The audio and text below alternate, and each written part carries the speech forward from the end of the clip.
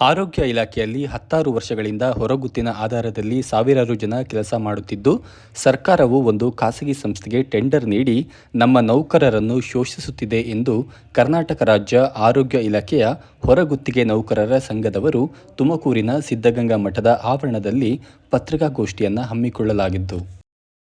ಹೊರಗುತ್ತಿಗೆ ನೌಕರರಿಗೆ ಸರಿಯಾದ ಸಮಯಕ್ಕೆ ವೇತನ ದೊರೆಯದೆ ಜೀವನ ಸಾಗಿಸಲು ತುಂಬ ತೊಂದರೆ ಅನುಭವಿಸುವ ಪರಿಸ್ಥಿತಿ ಎದುರಾಗಿದೆ. ಕೋವಿಡ್ನಂತಹ ಮಹಾಮಾರಿ ರೋಗದ ಸಮಯದಲ್ಲಿ ಪ್ರಾಣದ ಹಂಗು ತೊರೆದು ಆರೋಗ್ಯ ಇಲಾಖೆಯ ಸಿಬ್ಬಂದಿಗಳು ಕಾರ್ಯನಿರ್ವಹಿಸಿದ್ದಾರೆ.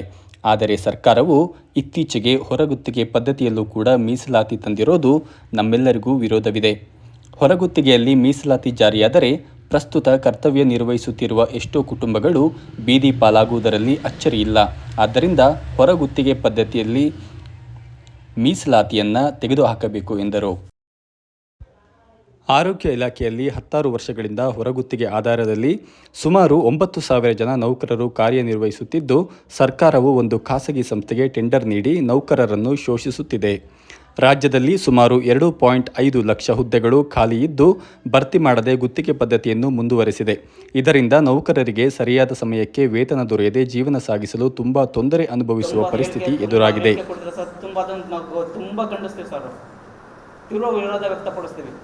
ಅವ್ರ ಹೇಳಿಕೆಯಲ್ಲಿ ಯಾವುದೇ ಬದ್ಧತೆ ಇಲ್ಲ. ಇವತ್ತು ಹೊರ ಗುತ್ತಿಗೆ ಅವ್ರನ್ನ ಇಷ್ಟು ಕ್ಷೀಣವಾಗಿ ಕಂಡು ಮಾತಾಡ್ತಾ ಇರಲಿಲ್ಲ ಸರ್. ಅದೇ ಸರ್ಕಾರಿ ನೌಕರರು ನಮ್ಮ ಹುದ್ದೆನಲ್ಲಿದ್ದಾರಲ್ಲ, ಅವ್ರೇನು ಕೆಲಸ ಮಾಡ್ತಾರೆ? ಅವ್ರು 7 ಪೇ ಆಗಬೇಕು ಅಂತ ಎಷ್ಟು ಆಗ್ರಹ ಮಾಡ್ತಿದ್ದಾರೆ. ಅದಕ್ಕೆ ಅವರ ಹೇಳಿಕೆಯನ್ನು ಮಾತ್ರ ನಾವು ತೀವ್ರವಾಗಿ ವಿರೋಧಿಸ್ತೀವಿ ಸರ್. ಇದನ್ನ ತೀವ್ರವಾಗಿ ನೀವು ಪತ್ರಿಕೋದ್ಯಮದ ಮೂಲಕ ಸರ್ಕಾರಕ್ಕೆ ಮುಟ್ಟಿಸ್ಬೇಕು ಸರ್. ನಾವು ಸರ್ಕಾರಕ್ಕೆ ಹೇಳೋದು ಒಂದೇ, ತಾವು ಏನು ನಮಗೆ ಏನು ಪರ್ಮನೆಂಟ್ ಮಾಡಬೇಡಿ, ದಯವಿಟ್ಟು ನೀವೇನು ಪರ್ಮನೆಂಟ್ ಮಾಡೋಕ್ಕಾಗೋದಿಲ್ಲ ಅಂತಲೂ ಹೇಳ್ತಾ ಇದ್ದೀರಾ. ಪರ್ಮನೆಂಟ್ ಏನು ಬೇಕಾಗಿಲ್ಲ ನಮಗೆ. ಒಂದು ಸೇವಾ ಭದ್ರತೆ, ಅಟ್ಲೀಸ್ಟ್ ಒಂದು ನಿಗಮ ಮಾಡಿದ್ರೆ ಕನಿಷ್ಠ ವೇತನನಾದರೂ ಅವ್ರಿಗೆ ಒಂದು ಕುಟುಂಬಕ್ಕೆ ಆಧಾರ ಆಗುತ್ತೆ. ಈ 8-9 ಸಾವಿರ ಕುಟುಂಬಗಳು ಅಚ್ಚುಕಟ್ಟಾಗಿ ಏನು ಅಟ್ಲೀಸ್ಟ್ ಏನು ಸರ್ಕಾರಿ ನೌಕರರಿದ್ದಾರೆ ಅಷ್ಟು ನಾವು ಜೀವನ ಮಾಡೋಕ್ಕಾಗಿರೋ ಅದು ಸಮನಾಗಿ ಒಂದು ಸ್ಥಿತಿಯಲ್ಲಿ ಮಾಡ್ತಾರೆ. ಸೇಮು ಕೆಲಸನೇ, ಎರಡು ಸಮಾನ ಕೆಲಸ ಇರ್ಬೋದು, ಆದರೆ ಸಮಾನ ವೇತನ ಬೇಡ. ಸಮಾನ ಇಲ್ದಿದ್ರೂ ಅದರಲ್ಲಿ ಸ್ವಲ್ಪನಾದರೂ ನಮಗೆ ಹೆಚ್ಚಳ ಮಾಡಿಕೊಡಿ. ಒಂದು ನಿಗಮ ಮಾಡಿದ್ರೆ ಎಲ್ಲ 32 ಜಿಲ್ಲೆಗೂ ಒಂದೇ ಯೂನಿಫಾರ್ಮ್ ಆಗಿ ಸ್ಯಾಲ್ರಿ ಬರುತ್ತೆ, ಎಲ್ಲರಿಗೂ PF ಬರುತ್ತೆ, ಎಲ್ಲರಿಗೂ ಒಂದೇ ಥರ ಇರುತ್ತೆ. ಈಗ KSRTC ನಿಗಮ ಆಗಿರ್ಬೋದು, ಹಾಗೆ ನಮ್ಮದು ಒಂದು ಎಲ್ಲ ಏನು ಎಷ್ಟು ಔಟ್ಸೋರ್ಸ್ ಇದ್ದಾರೆ, ಎಲ್ಲ ಪ್ರತಿಯೊಂದು ಇಲಾಖೆಯಲ್ಲೂ ಔಟ್ಸೋರ್ಸ್ ಇದ್ದಾರೆ. ಆ ಇಲಾಖೆ ಪ್ರಕಾರ ಮಾಡಿದ್ರೆ ಎಲ್ಲ ಔಟ್ಸೋರ್ಸ್ಗೂ ಈ ಒಂದು ಸರ್ಕಾರದ ವತಿಯಿಂದ ಅಷ್ಟೂ ಕುಟುಂಬಗಳು ಬದುಕುಳಿಯುತ್ತೆ ಮತ್ತು ಸರ್ಕಾರನ ಈಗಲೂ ಇದು ಮಾಡುತ್ತೆ ಅಂತ ಅನ್ನೋದು ನಮ್ಮ. ಕರ್ನಾಟಕ ರಾಜ್ಯ ಸರ್ಕಾರ ಒಂದು ಅಧಿಸೂಚನೆ ಹೊರಡಿಸಿದೆ, ಹೊರಗುತ್ತಿಗೆ ಪದ್ಧತಿಯಲ್ಲೂ ಮೀಸಲಾತಿ ತರಬೇಕು ಅಂತ. ಈಗ ಹೊರಗುತ್ತಿಗೆ ಪದ್ಧತಿಯಲ್ಲಿ ಮೀಸಲಾತಿ ತಂದರೆ ಪ್ರಸ್ತುತ ಕಾರ್ಯನಿರ್ವಹಿಸ್ತಿರೋ ಅಂಥ ನೌಕರರಿಗೆ ತೊಂದರೆ ಆಗುತ್ತೆ. ಈಗ ಅವರು ಎಷ್ಟೋ ಕುಟುಂಬಗಳು ಬೀದಿ ಪಾಲಾಗೋಂಥ ಚಾನ್ಸಸ್ ಇದೆ. ಆರೋಗ್ಯ ಇಲಾಖೆ ಮಾತ್ರ ಅಲ್ಲ, ಎಲ್ಲ ಇಲಾಖೆಗಳಲ್ಲೂ ಕೂಡ ಮೀಸಲಾತಿ ತಂದರೆ ಎಲ್ಲ ಇಲಾಖೆಗಳಲ್ಲೂ ಕೂಡ ಎಷ್ಟೋ ಸಾವಿರ ಕುಟುಂಬಗಳು ಬೀದಿ ಪಾಲಾಗೋಂಥದ್ರಲ್ಲಿ ಏನೂ ಅಚ್ಚರಿ ಇಲ್ಲ. ಹಂಗಾಗಿ ನಾವು ಕೇಳ್ಕೊಳ್ತಿರೋದೇನೆಂದರೆ, ಅವರಿಗೆ ಯಾವುದೇ ರೀತಿ ತೊಂದರೆ ಆಗಬಾರ್ದು. ಈಗ ಏನು ಪ್ರಸ್ತುತ ಕಾರ್ಯನಿರ್ವಹಿಸ್ತಾ ಇದ್ದಾರೆ, ಕರ್ತವ್ಯ ಮಾಡೋಂಥವ್ರಿಗೆ ಯಾರಿಗೂ ಕೂಡ ಈಗ ತೊಂದರೆ ಆಗಬಾರ್ದು. ಆ ರೀತಿ ಕ್ರಮ ಕೈಗೊಳ್ಳಬೇಕು ಒಂದು. ಮತ್ತು ಇದಕ್ಕೆ ಷಡಕ್ಷರಿ ಸರ್ ಒಂದು ರಿಯಾಕ್ಟ್ ಮಾಡಿದ್ದಾರೆ, ಪ್ರತಿಕ್ರಿಯೆ ಕೊಟ್ಟಿದ್ದಾರೆ. ಹೊರಗುತ್ತಿಗೆ ನೌಕರದ್ದು ಇದು ಮಾಡ್ತಿರೋದು ಮೀಸಲಾತಿ ಬಗ್ಗೆ ಒಂದು ಪ್ರತಿಕ್ರಿಯೆ ಕೊಟ್ಟಿದ್ದಾರೆ. ಪ್ರತಿಕ್ರಿಯೆಯಲ್ಲಿ ಏನಂತ ಹೇಳಿದ್ದಾರೆ ಅಂತ ಅಂದರೆ, ಅವರು ವ್ಯವಸ್ಥೆ ಬಗ್ಗೆ ಮಾತಾಡಲಿ ತೊಂದರೆ ಇಲ್ಲ, ಹೊರಗುತ್ತಿಗೆ ಪದ್ಧತಿ ಮಾಡ್ತಾ ಇರೋದು ಅದ್ರ ವ್ಯವಸ್ಥೆ ಬಗ್ಗೆ ಮಾತಾಡಲಿ ತೊಂದರೆ ಇಲ್ಲ ನಮ್ಮದು. ಆದರೆ ಅವರು ಹೊರಗುತ್ತಿಗೆ ನೌಕರರೇ ಕರೆಕ್ಟಾಗಿ ಕೆಲಸ ಮಾಡಲ್ಲ, ಹೊರಗುತ್ತಿಗೆ ನೌಕರರು ಬೇಕಾಬಿಟ್ಟು ಇದು ಮಾಡ್ತಾರೆ, ಹೊರಗುತ್ತಿಗೆ ನೌಕರರು ಸರಿ ಇಲ್ಲ ಅಂತ ನೌಕರರ ಬಗ್ಗೆ ಮಾತಾಡೋದು ತಪ್ಪು. ಅದನ್ನು ಅವರ ಮಾತನ್ನು ಹಿಂಪಡಿಬೇಕು ಅಂತ ನಾವು ಈ ಮೂಲಕ ಆಗ್ರಹಿಸ್ತೀವಿ ಸಂಘದಿಂದ. ಹೊರಗುತ್ತಿಗೆ ನೌಕರರ ಬಗ್ಗೆ ದಯಮಾಡಿ ಮಾತಾಡಬೇಡಿ, ಹೊರಗುತ್ತಿಗೆ ಪದ್ಧತಿ ಬಗ್ಗೆ ಮಾತಾಡಿ.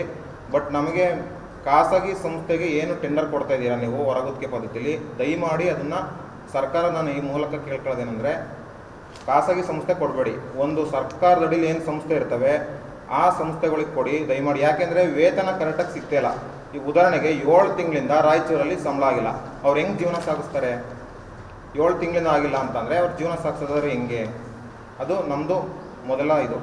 ಈಗ ಮಾತೃಸ್ಥಾನದಲ್ಲಿರೋದು ಸರ್ಕಾರ ನಮಗೆ. ಈಗ ಅವ್ರು ನಾವು ಮಾತೃಸ್ಥಾನದಲ್ಲಿರೋ ಸರ್ಕಾರನೇ ಕೇಳಬೇಕು ಹೊರತು ನಾವಿನ್ನು ಯಾರ ಹತ್ರ ಹೋಗೋಕ್ಕೆ ನಮಗೆ ಅವಕಾಶ ಇಲ್ಲ. ದಯಮಾಡಿ ನಾವು ಕೇಳ್ಕೊಳ್ಳೋದೇನೆಂದರೆ, ಒಂದು ಖಾಸಗಿ ಸಂಸ್ಥೆ ಕೊಡಬೇಡಿ, ಸರ್ಕಾರದ ಅಡಿಯಲ್ಲಿ ಬರುವಂತಹ ಯಾವುದೇ ಸಂಸ್ಥೆ ಇರ್ಬೋದು, ಸರ್ಕಾರದ ಅಡಿಯಲ್ಲಿ ಬರೋವಂಥ ಸಂಸ್ಥೆಗೆ ಕೊಡಿ.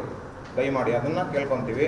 ಈಗ GH ಅಲ್ಲಿ 39 ಪೋಸ್ಟು ಅಂತ ಇತ್ತು, ಈಗ 34 ಜನ ಇರಬೇಕು, 5 ಜನ ವಜಾ ಮಾಡಬೇಕು ಅಂತ ಹೇಳ್ತಿದ್ದಾರೆ. ಈಗ ಅವರೆಲ್ಲಿ ಮುಂದಿನ ದಾರಿ ಏನು ಅವ್ರದ್ದು? ಏಕೈಕಿ ವಜಾ ಮಾಡಿಬಿಟ್ರೆ 2.5 ಲಕ್ಷ ಹುದ್ದೆ ಖಾಲಿ ಇದ್ದಾವೆ, ಅದನ್ನು ಭರ್ತಿ ಮಾಡೋದಲ್ಲೇ ಸರ್ಕಾರ 1-1.5 ಲಕ್ಷ ಜನ, ಸುಮಾರು 1-1.5 ಲಕ್ಷ ಜನ ಹೊರಗುತ್ತಿಗೆ ನೌಕರರು ಎಲ್ಲ ಡಿಪಾರ್ಟ್ಮೆಂಟಿಂದ 1-1.5 ಲಕ್ಷ ಜನ ಇದ್ದಾರೆ. ಅವ್ರನ್ನೇ ಕಾಯಂ ಮಾಡಿದ್ರು, ಇನ್ನೂ 1 ಲಕ್ಷ ಜನ ಇವರೇ ತಗೊಬೇಕು. ನಾವು ಕಾಯಂ ಕೇಳ್ತಿಲ್ಲ, ಅಟ್ಲೀಸ್ಟ್ ಕಾಯಂ ಬೇಡ, ಸೇವಾ ಭದ್ರತೆ ಕೊಡಿ. 60 ವರ್ಷದವರಿಗೆ ಸೇವಾ ಭದ್ರತೆ ಕೊಡಿ. 60 ವರ್ಷ ಮತ್ತು ರಜಾ ಸೌಲಭ್ಯಗಳೇನಿದ್ದಾವೆ ಅವು ಹೊರಗುತ್ತಿಗೆ ನೌಕರರಿಗೂ ವಿಸ್ತಾರ ಮಾಡಿ. ಸಾಂದರ್ಭಿಕ ರಜೆ ಇರ್ಬೋದು, ಹೆಣ್ಮಕ್ಳಿಗೆ ಹೆರಿಗೆ ರಜೆ ಇರ್ಬೋದು, ಅಥವಾ ಇತರ ರಜೆ ಸೌಲಭ್ಯಗಳನ್ನು ಎಲ್ಲ ನೌಕರರಿಗೂ ವಿಸ್ತಾರ ಮಾಡಬೇಕು. ಅವರು ಬರೀ ಏನು ಸರ್ಕಾರಿ ನೌಕರರಿಗೆ ಮಾಡಿದರೆ ಮಿಕ್ಕವರು ಮನುಷ್ಯರಲ್ವಾ? ಹಂಗಾರೆ ಅವ್ರಿಗೂ ಕೂಡ ದಯಮಾಡಿ ರಜೆ ಸೌಲಭ್ಯ ಹೊರಗುತ್ತಿಗೆ ನೌಕರರಿಗೂ ಸಮೇತ ವಿಸ್ತಾರ ಆಗಬೇಕು. ಮತ್ತು ಮುಂದುವರೆದಂತೆ ಈ ESI PF ಕಟ್ಟೋದು ಅದೆಲ್ಲ ಈಗ ಖಾಸಗಿ ಏಜೆನ್ಸಿಗಳು ಕರೆಕ್ಟಾಗಿ ಕಟ್ತಾ ಇಲ್ಲ. ವೇತನ ಬೇಕಾಬಿಟ್ಟೆ ಆಗ್ತದೆ. ಕನಿಷ್ಠ ವೇತನ ನಿಗದಿ ಮಾಡೋ ಕಾರ್ಮಿಕ ಇಲಾಖೆ ಏನು ಕನಿಷ್ಠ ವೇತನ ನಿಗದಿ ಮಾಡಿದೆ ಅದನ್ನು ಕೂಡ ಕರೆಕ್ಟಾಗಿ ಆಗ್ತಾ ಇಲ್ಲ. ಹಿಂಗಾದರೆ ನೌಕರರು ಬೀದಿ ಪಾಲಾಗದಲ್ಲಿ ಏನಾಗ್ತಾರೆ? ಅದು ನಮ್ಮ ಪ್ರಶ್ನೆ. ಇದಕ್ಕೆ ಸರ್ಕಾರ ಕೂಡಲೇ ಕ್ರಮ ಕೈಗೊಳ್ಳಬೇಕು. ಮತ್ತು ಪ್ರಮುಖವಾಗಿ ಮೀಸಲಾತಿದು ನಾವು ಪ್ರಮುಖವಾಗಿ ಆಗ್ರಹ ಮಾಡ್ತೀವಿ. ಈಗ ಪ್ರಸ್ತುತ ಕಾರ್ಯನಿರ್ವಹಿಸ್ತಿರೋ ನೌಕರರಿಗೆ ಯಾವುದೇ ರೀತಿ ತೊಂದರೆ ಆಗಬಾರ್ದು. ಅದನ್ನು ಕ್ರಮ ಕೈಗೊಂಡು ಬೇಕಾದ್ರೆ ಮೀಸಲಾತಿ ತಗೊಳ್ಳಿ. ಮೀಸಲಾತಿ ಬಗ್ಗೆ ನಮ್ದು ಯಾವುದೇ ರೀತಿ ಆಕ್ಷೇಪ ಇಲ್ಲ, ಆದರೆ ಅದನ್ನು ಮಾಡೋ ರೀತಿ ಸರಿ ಇರಬೇಕು. ಈಗಿರೋ ನೌಕರನ್ನ ಕೈ ಬಿಟ್ಟು ಇನ್ನೊಬ್ಬ ನೌಕರನ್ನ ತಗೊಳ್ಳೋದಾದ್ರೆ ಈಗಿರೋ ನೌಕರರಿಗೆ ಅನ್ಯಾಯ ಆಗಲ್ವಾ? ಹಂಗಾದ್ರೆ ಈಗಿರೋ ನೌಕರರಿಗೆ ಅನ್ಯಾಯ ಆಗೋದು ನಾವು ಖಂಡಿಸ್ತೀವಿ. ಅವರು ಕೂಡ ಪ್ರಸ್ತುತವಾಗಿ ಮುಂದುವರಿಬೇಕು. ಯಾವುದೇ ನೌಕರನ್ನ ವಜಾಗೊಳಿಸಬಾರ್ದು. ಅದರ ಬಗ್ಗೆ ಸರ್ಕಾರ ಕ್ರಮ ಕೈಗೊಳ್ಳಬೇಕು ಅಂತ ಆಗ್ರಹಿಸ್ತೀವಿ. ಸುಮಾರು 9,000 ಚಿಲ್ಲರೆ ಜನ ಹೊರಗುತ್ತಿಗೆ ಅಂಡರಲ್ಲಿ ಕೆಲಸ ಮಾಡ್ತಾ ಇದ್ದಾರೆ.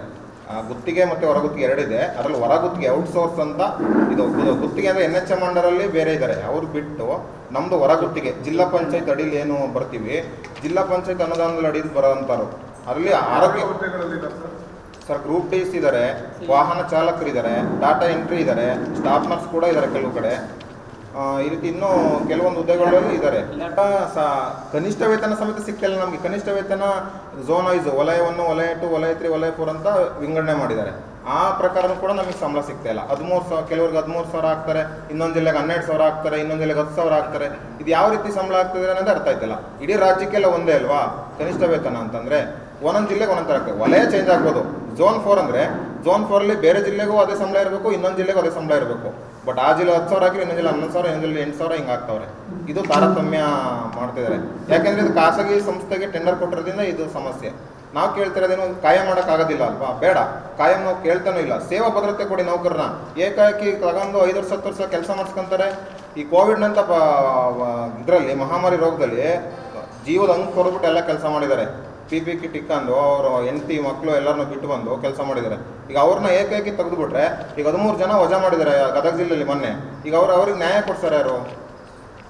ಈಗ ಅವ್ರು ಎಲ್ಲಿ ಹೋಗ್ತಾರೆ? ಮುಂದಿನ ದಾರಿ ಏನು ಅವ್ರದ್ದು? ಖಂಡಿತ ಕೊಡ್ತೀವಿ ಸರ್. ಯಾಕೆಂದರೆ ನಾವು ಈ ಸಂಘ ಸ್ಥಾಪನೆ ಮಾಡಿರೋದೇ ನೌಕರರ ಹಿತದೃಷ್ಟಿಯಿಂದ, ನೌಕರರಿಗೆ ಒಳ್ಳೇದಾಗಬೇಕು. ನಾವು ಹೋರಾಟ ಮಾಡೋಕ್ಕೋಸ್ಕರನೇ ಒಂದು ವೇದಿಕೆ ಸಿದ್ಧಪಡಿಸ್ಕೊಂಡಿದ್ದೀವಿ. ಈಗ ಮುಂದೆ ನಾವು ಮನವಿಗಳು ಎಲ್ಲ ಇದ್ರ ಕಡೆನೂ ಮನವಿ ಕೊಟ್ಟಿದ್ದೀವಿ ಆಲ್ರೆಡಿ, ಮುಂದೆನೂ ಕೊಡ್ತೀವಿ. ಬಟ್ ಸರ್ಕಾರ ಅದ್ರ ಬಗ್ಗೆ ಗಮನ ಹರಿಸ್ಕೊಳ್ಳಿಲ್ಲ ಅಂದರೆ ಖಂಡಿತವಾಗ್ಲೂ ಹೋರಾಟ ಮಾಡೇ ಮಾಡ್ತೀವಿ ಸರ್. ಈಗ ನಾವು ಕೇಳ್ತಿರೋದೇನು ಇರೋ ನೌಕರಿಗೆ ತೊಂದರೆ ಆಗಬಾರ್ದು. ಈಗ ನಮಗೆ ಮಾತ್ರ ಸ್ಥಾನದಲ್ಲಿರೋದೇ ಸರ್ಕಾರ ಅಲ್ವಾ? ಸರ್ಕಾರ ಕೇಳಿದ್ರೆ ನಾವು ಇನ್ಯಾರನ್ನು ಕೇಳೋಣ? ಅದಕ್ಕೆ ಸರ್ಕಾರ ಪ್ರಶ್ನೆ ಮಾಡ್ತೀವಿ.